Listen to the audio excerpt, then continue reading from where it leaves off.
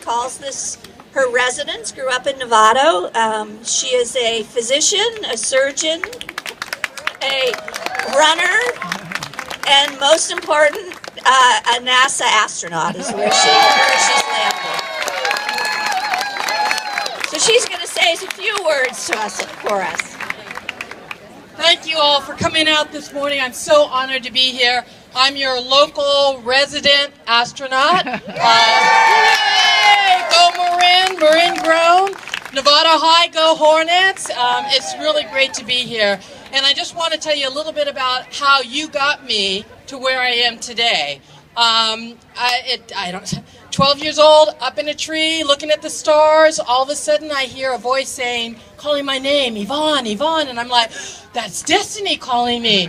But it has a familiar ring. And I suddenly realized, no, that's my dad telling me to come out of a tree. It's July 1969. I go into the house thinking this better be good or else never listening to the parents again. Obviously, I did. I wouldn't be here today for many reasons. You know, as parents, I am too.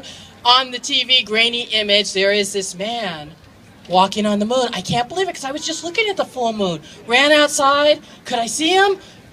No. Ran back inside. He's still on the TV. Back outside. Could I see him? No. Come on, people. No.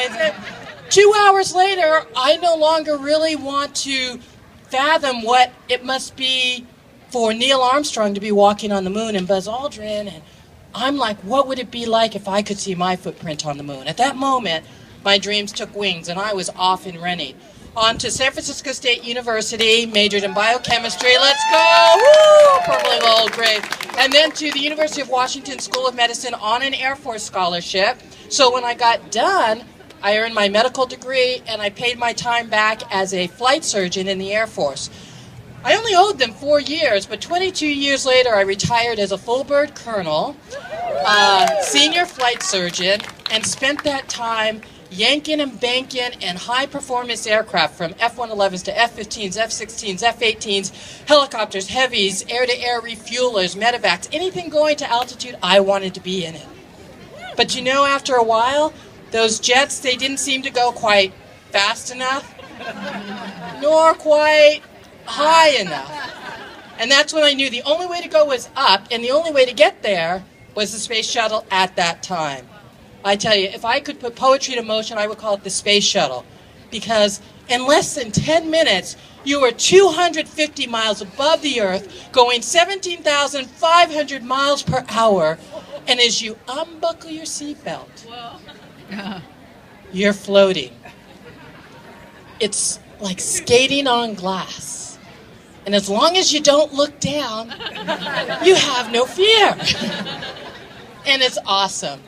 Now, of course, in order to be part of the NASA program, you need to bring something to the table. And I wanted to bring medicine, biology. I wanted to find out how the human body adapted to space. I wanted to crack the code on the human body. So what I do today is when I'm not training in Houston, I'm down on the peninsula near Stanford, and with my professorship at Stanford and Moffett Field Ames Research Center, I'm doing research on how to get muscles and bones and the cardiovascular system back up and running for long-duration astronauts who come back and are very deconditioned. But in order to simulate space on Earth, it's very difficult to do. So we identify populations who have similar conditions of weakness or being deconditioned. So we've come up with a way to get the equivalent of 2 hours of exercise in only 20 minutes, working hard by hardly working, because when you have these conditions, it's difficult to exert yourself.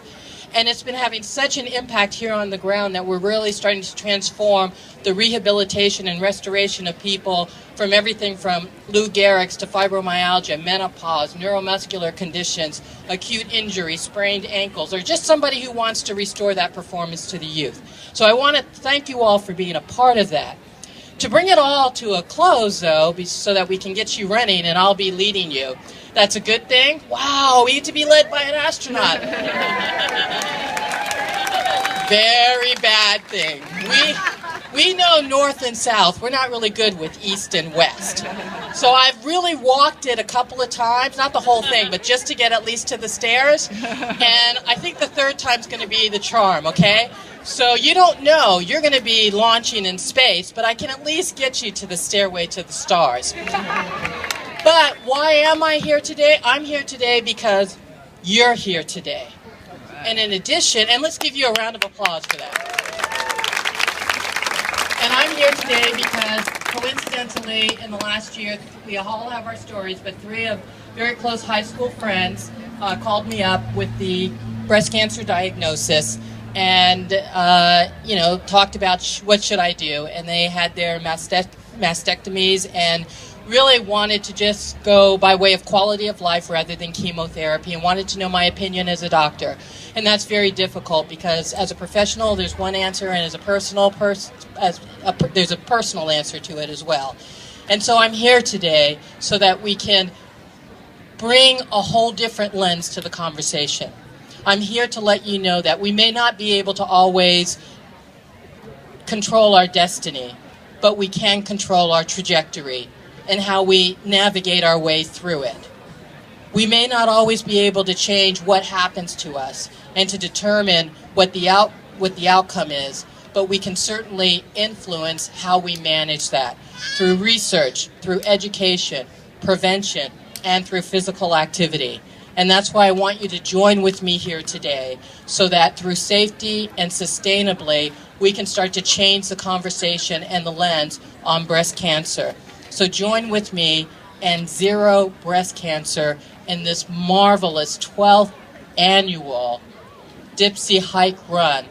And let's really start to come together, team together, and show that we can make a difference.